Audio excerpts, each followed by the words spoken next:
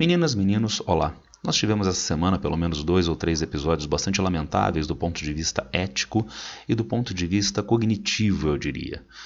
O primeiro deles talvez tenha sido o episódio do podcaster que defendeu, estranhamente, bizarramente, a criação do Partido Nazista no Brasil. Isso deflagrou uma série de outras falas frequentemente oportunistas, para ganhar os seus 15 minutos de fama. E daí o apresentador da Rede Jovem Pan supostamente se despediu dos seus colegas e telespectadores com a mão direita espalmada e em claramente uma referência ao nazismo. Quanto a turista na Polônia resolveu fazer algo parecido na frente do campo de concentração de Auschwitz, foi presa pela polícia. E depois, na sequência, coroando tudo isso, nós tivemos o presidente da República nos dizendo, nos brindando que ele é contra, que todo o nazismo deveria ser proibido. Poxa, parabéns, presidente, isso foi bem legal, hein? Mas na sequência vem o nosso querido presidente dizer que da mesma forma o comunismo deveria ser proibido, banido. E aí aparece o problema da falsa simetria. Quer dizer que comunismo e nazismo deveriam ser proibidos. Quer dizer que comunismo e nazismo são a mesma coisa. Não, não são. Isto é uma grave falha do ponto de vista histórico, político e filosófico. E lembrem-se, a academia não valida esse discurso. A mesma academia que vai preparar ao longo do ano os seus exames vestibulares.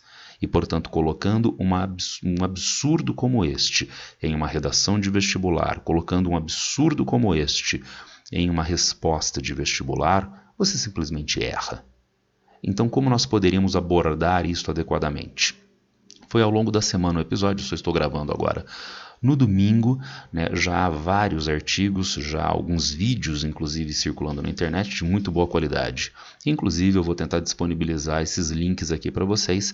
Vale a pena fazer essa pesquisazinha. E agora, eu também vou, como diria Raul Seixas, entrar nessa jogada. Vamos tentar, então, averiguar a partir de agora esse problema, nazismo e comunismo, que não são a mesma coisa. Eu começaria com um aspecto básico fundamental. Aqui foi retirado este excerto de Mein Kampf, Minha Luta, de autoria de Adolf Hitler. Trata-se de uma ideologia excludente, porque ela é racista, ela pressupõe um ideal de raça superior. Ela é, consequentemente, entre outros, antissemita, e ela é eugênica. E na ideia de aprimoramento de uma suposta raça. Agora, vejam o caráter excludente, ao menos nessa passagem.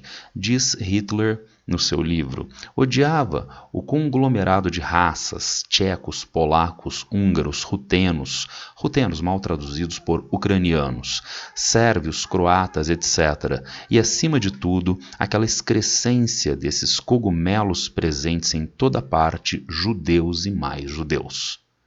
Então, através dessa passagem, será que fica mais ou menos claro o caráter excludente, o caráter racista, antissemita, o caráter eugênico do nazismo? E será que isso é reproduzível no marxismo comunista? Vejamos. Então, tal qual eu fui a Adolf Hitler, vamos à raiz do socialismo científico, Karl Marx. E no seu Manifesto do Partido Comunista, junto com Engels, ele diz ao final: os proletários não têm nada a perder, nada além dos seus grilhões. Tem um mundo a conquistar, proletários de todos os países univos. Portanto, diferentemente do nazismo, que é excludente, que é racista, nós temos uma ideologia inclusiva por ser universalista.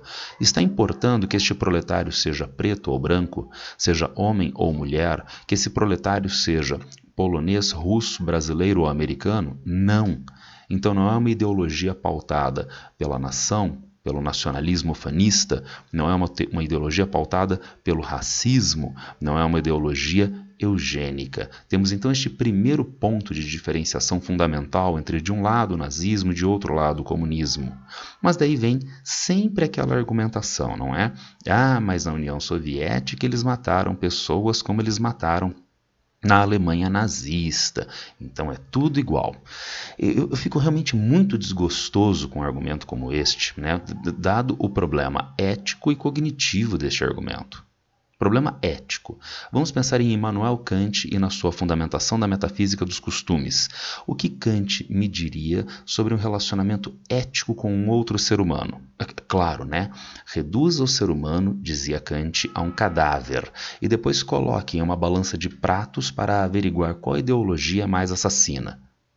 Não, não. Seres humanos não se prestam a esse tipo de mensuração. Cadáveres humanos não se prestam a esse tipo de mensuração. Então, isso é extremamente antiético de se fazer. Agora, vamos dar mais um passo. Não é só antiético, é burro. Porque eu vou averiguar o caráter assassino, genocida de uma ideologia com base no resultado dela. Eu não vou averiguar as características intrínsecas daquela ideologia com vistas a identificar se ela é realmente avessa ao ser humano. Eu acho que essa segunda opção é mais inteligente do que medir a quantidade de mortos. Ainda assim, vamos enfrentar esse problema. Mortos. Isso são estimativas. Elas são extremamente variáveis. E já é um problema gravíssimo de se averiguar, então, o caráter homicida de uma ideologia com base na quantidade de mortes, porque as estatísticas são as mais diversas. Mas são atribuídos, até quem sabe, 40 milhões de mortes a Adolf Hitler e no nazismo da Alemanha. Stalin não matou pouco. São atribuídos até 10 milhões de mortos. Mas são menos. Não importa que é menos. São 10 milhões de mortos. Agora vamos dar mais alguns passinhos. Vejam, aqui eu tenho uma foto de Leopoldo II, da Bélgica, que teria sido o fator do genocídio congolês de 1885 a 1908.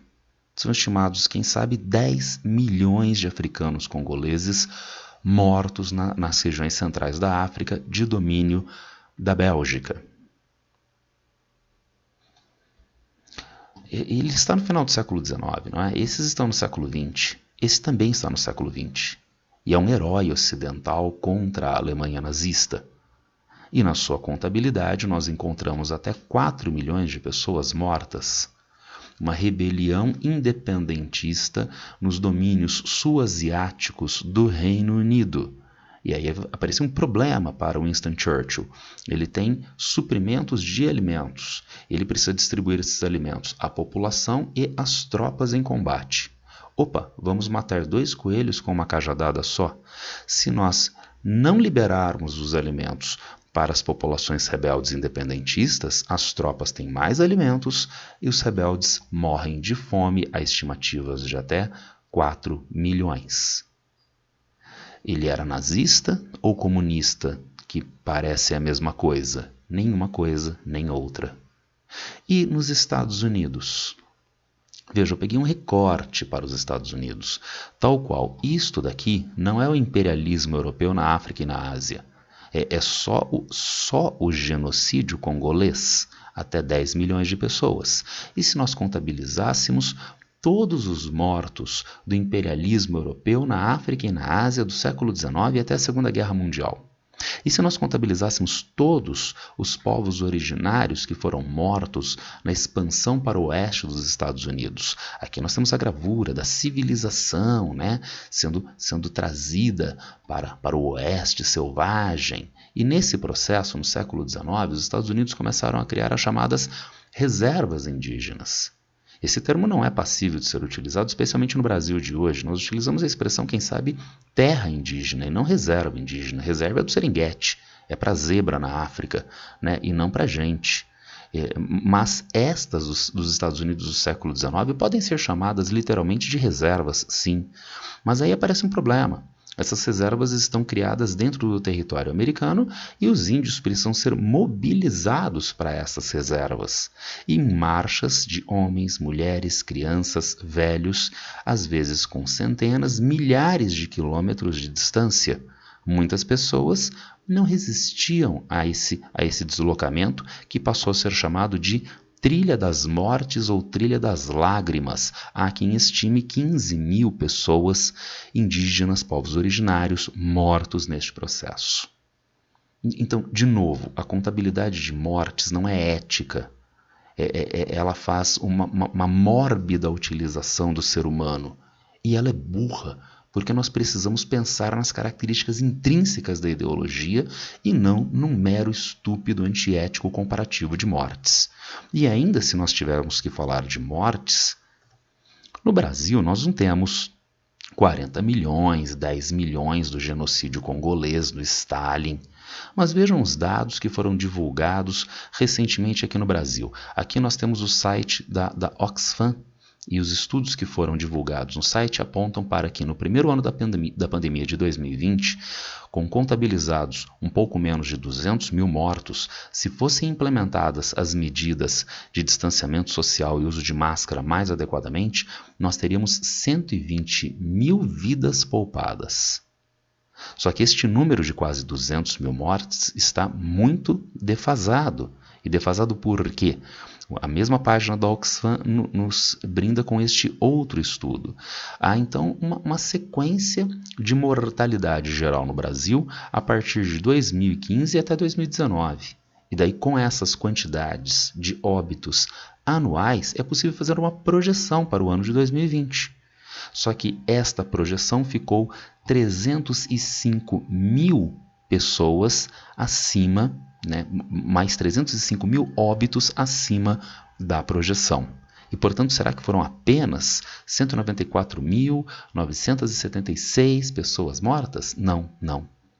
Agora, por que não houve a implementação dos dispositivos de distanciamento social? Aqui nós temos um estudo que é de ninguém mais, ninguém menos do que a Faculdade de Saúde Pública da USP. E veja como é intitulado o nosso estudo. É intitulado A Linha do Tempo da Estratégia Federal de Disseminação da Covid, de espalhamento da Covid. Um estudo da Faculdade de Saúde Pública da USP. E nós temos esse desdobramento de números. Então, será que nós devemos contabilizar ideologias assassinas pela quantidade de mortos? Não devemos. Então, por favor, não façam mais esse tipo de contabilidade. Vamos pensar de uma maneira mais adequada. E que maneira seria esta mais adequada? Por que será que nós tendemos a superestimar as mortes nazistas, stalinistas e deixar para lá o rei Leopoldo II, deixar para lá o Winston Churchill? Joanes Manuel e Gabriel Landi talvez nos ajudem a entender. Eles nos apresentam o conceito de formalismo jurídico subjetivista no livro Raça, Classe e Revolução. Dentro da obra, esse conceito é muito importante e interessante, porque ele mostra uma limitação de pensamento, e em que se desdobra esse formalismo jurídico subjetivista. Vejam, se há leis e ou instituições que, no caso específico do racismo, protejam ou não viabilizem o racismo, está resolvido. Dentro do limitador do formalismo jurídico subjetivista. Vamos a um exemplo? Havia as leis Jim Crow em vários estados americanos até meados do século XX. Então, o negro vai matricular o seu filho numa escola e a escola diz: não aceito. Porque nessa escola nós só aceitamos matrículas de brancos, tá? Leis Jim Crow, leis racistas. Então a escola está respaldada na lei. Mas em meados do século XX, essas leis Jim Crow foram derrubadas nos Estados Unidos. Então não há mais leis racistas, não há mais o impedimento de o negro matricular o filho dele na escola. Na leitura limitativa do formalismo jurídico subjetivista, está resolvido. E daí o pai vai matricular o filho na escola e, estranhamente, não há mais vagas. Logo na sequência, um pai branco vem matricular o seu filho e uma vaga surgiu do nada. Então adianta apenas a ideia de retirar as leis racistas? Não. Segundo Manuel e Landi, é necessário ativismo, é nós pensarmos a realidade social nos seus meandros, nas suas contradições, para que nós possamos entender e superar essas contradições. Agora, o formalismo jurídico subjetivista, esta forma de entendimento da realidade tão limitada, tão limitativa, é embasada, olha, subjetivismo, numa pré-leitura de correção. Então, se as instituições jurídicas não são mais limitativas ao negro, está resolvido. Quem liberou? Estados Unidos. Então, está resolvido. Então, nós partimos de pressupostos, nós partimos de dogmas que não são aderentes à realidade. Quem matou? Adolf Hitler. Horrível. Quem matou? Joseph Stalin. Horrível. Quem matou? A Bélgica, a Inglaterra, os Estados Unidos. Aí foram mortes necessárias, aí é só não falar, aí foram mortes humanitárias e está tudo resolvido. Não, não está. Então nós precisamos superar esse formalismo jurídico subjetivista e poder identificar as contradições inerentes a todos esses sistemas ideológicos, a todos esses sistemas de governo, a essas formas de governo. E aí sim nós estamos tendendo a uma leitura humanista da realidade. Avançando ainda mais, vejam, nós temos ainda o problema da equivalência que nos é apresentada por ninguém mais, ninguém menos que Hannah Arendt sobre totalitarismos. União Soviética e Alemanha. A Alemanha nazista eram regimes que se equivaliam, no entendimento de Hannah Arendt, porque eles eram regimes totalitários. E daí, de novo, a fala do nosso presidente, comunismo e nazismo, porque eles são totalitários. Que bom que a gente acabou de ver o slide do formalismo jurídico subjetivista. Então vamos parar de romper com os dogmas. Vamos romper com os dogmas, vamos parar de validar esses dogmas, vamos parar de validar rótulos. É comunismo, é stalinismo, é nazismo, então é tudo a mesma coisa. Problema: desconsideração do processo histórico em cada sociedade em favor de uma generalização que, desculpa Hannah Arendt, é vazia, não tem sentido, não tem nenhuma validade histórica, filosófica ou política. União Soviética era um Estado totalitário? Tá, então vamos entender que sim, na leitura de totalitarismo, um governo forte, que perpassa todos os setores e momentos da sociedade, até o ambiente do cidadão na sua intimidade, na sociedade civil, tá, então era um Estado totalitário. Como resposta à agressividade doméstica e externa, e em especial durante a Guerra Fria. Então vejam, o país que mais perdeu vidas durante a Segunda Guerra Mundial foi a União Soviética. Terminada a Segunda Guerra Mundial, a União Soviética mergulha na Guerra Fria com os Estados Unidos e assiste ainda nos anos 1940 a formação da OTAN, com os Estados Unidos colocando as suas tropas na barba da União Soviética nos países da Europa Ocidental.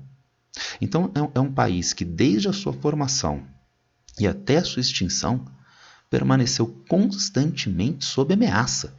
Então, isto é muito importante de ser averiguado na formação desse dito totalitarismo da União Soviética.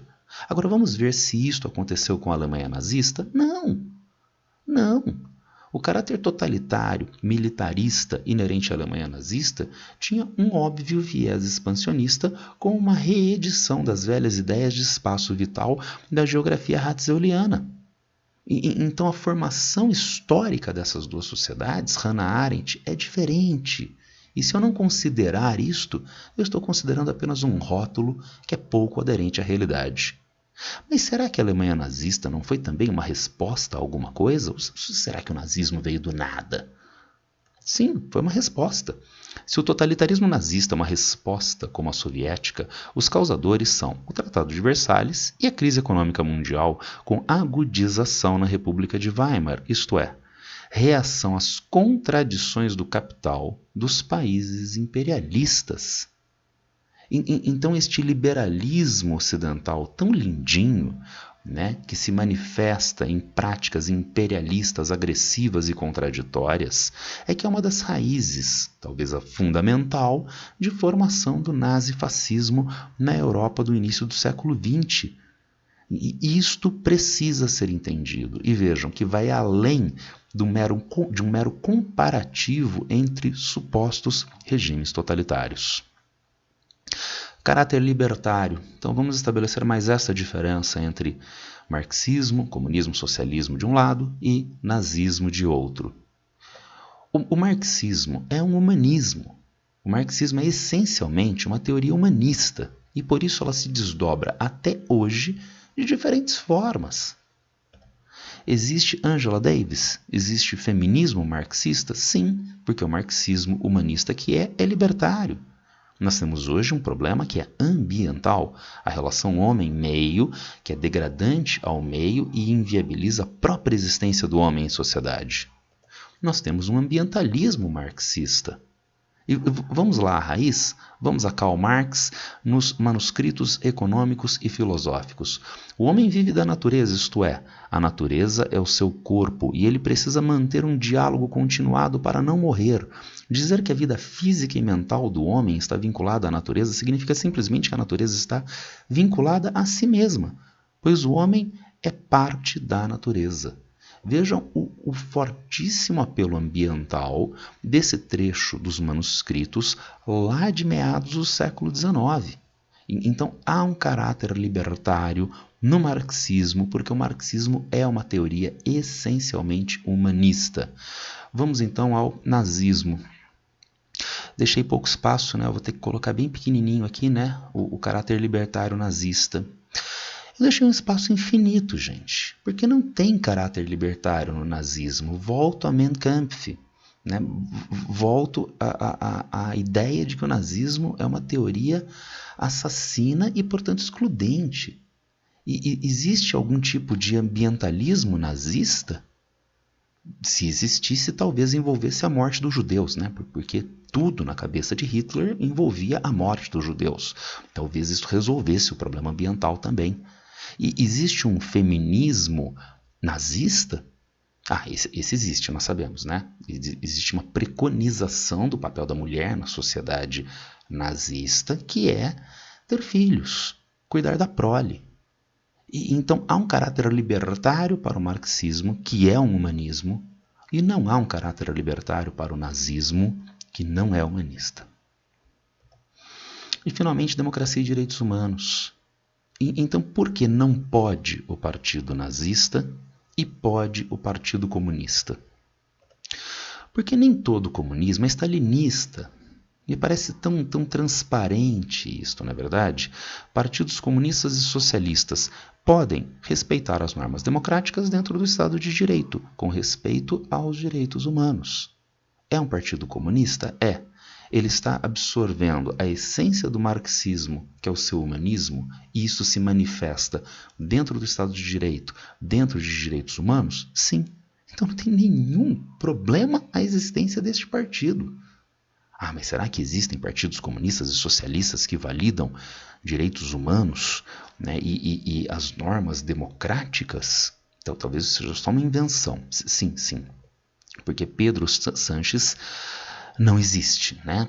Pedro Sánchez é o atual primeiro-ministro da Espanha e ele é do Partido Socialista, o S é de socialista, tá? Não é de social ou qualquer disfarce, tá? Partido Socialista Operário da Espanha.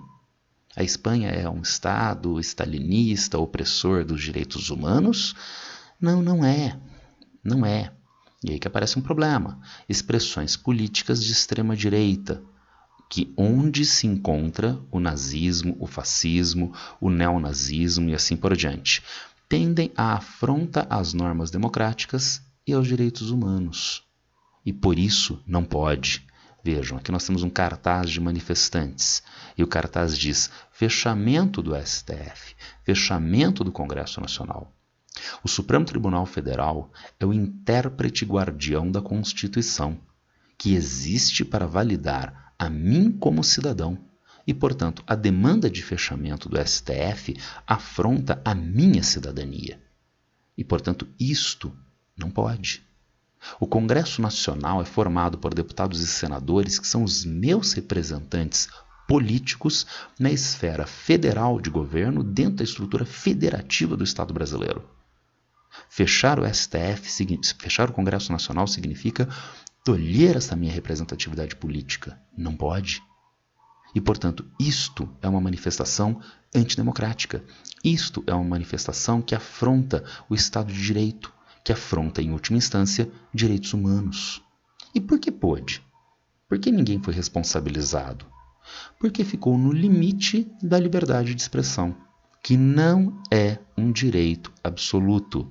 Não há direito absoluto. A liberdade de expressão é um direito humano e fundamental previsto na Constituição brasileira, mas que interage com outros direitos fundamentais e cria a disciplina da colisão de valores. Então, nós precisamos averiguar, no caso concreto, se há uma afronta de fato a um direito fundamental e que gere necessidade de punição. Isso é objeto de um outro vídeo que a gente tem aqui hospedado no canal, tá? E nesse caso específico, nós temos um bando de descerebrados que estão com um cartaz. Em que isso se desdobra imediatamente? Nada, então deixa. E se esse bando de descerebrado quiser criar um partido nazista que vai fechar o Congresso Nacional e o Supremo Tribunal Federal, né? Tá lá na plataforma do partido e eles vão lá ingressar com isso na Justiça Eleitoral para validar o partido. O partido simplesmente não pode ser validado, porque a democracia não pode acabar consigo mesma. Se alguém ainda pensa que democracia é direito da maioria, esquece essa ideia estúpida. Isso é ditadura da maioria, não é direito da maioria. Democracia é um regime estruturado sobre os ideais de liberdade e de igualdade. De liberdade e de igualdade que precisam ser mantidos dentro da democracia. E, portanto, a democracia não pode se extinguir. A democracia, então, tem os dispositivos necessários para que ela se mantenha, validando igualdade e liberdade como ideais constantemente validados e revalidados e reproduzidos. Daí, de novo, alguém quer fundar o partido nazista. Vamos dizer que uma parcela tão grande da população acha essa ideia estúpida, tão inteligente. Mas a democracia não pode se extinguir. Então a Justiça Eleitoral não dá autorização para o funcionamento do Partido Nazista. E ponto final. Alguém quer formar o Partido Comunista. O Partido Comunista A. O Partido Comunista A, ele respeita direitos humanos, ele respeita as normas democráticas do Estado de Direito. Tá lá, tá funcionando, lindinho e maravilhoso. E temos o Partido Comunista B, que preconiza formar gulags, levar pessoas para o campo de concentração e matar essas pessoas. Interessante essa plataforma. E esse Partido Comunista está proibido. Como nos diz, por exemplo, o conceito de democracia militante, que se tornou muito forte na Alemanha ocidental, capitalista, democrática, depois da Segunda Guerra Mundial. Houve a proibição na Alemanha Ocidental da formação do incrível Partido Nazista nos anos 1950. E a mesma Alemanha Ocidental proibiu a liberação, a organização do Partido Comunista, de inspiração stalinista. Isso se chama democracia militante. As instituições, então, devem permanentemente ficar atentas e salvaguardar a Constituição, o Estado de Direito, direitos humanos previstos constitucionalmente em direitos fundamentais. Era isso que eu tinha para passar para vocês hoje. Eu vou deixar tanto no YouTube quanto no GeoVest os links relacionados a estes assuntos em algumas entrevistas, algumas reportagens, alguns vídeos interessantes que apareceram essa semana. E lembrem-se, qualquer dúvida, qualquer pergunta, vocês podem me encontrar a qualquer tempo nas redes sociais. Abraço para todo mundo e boa sorte.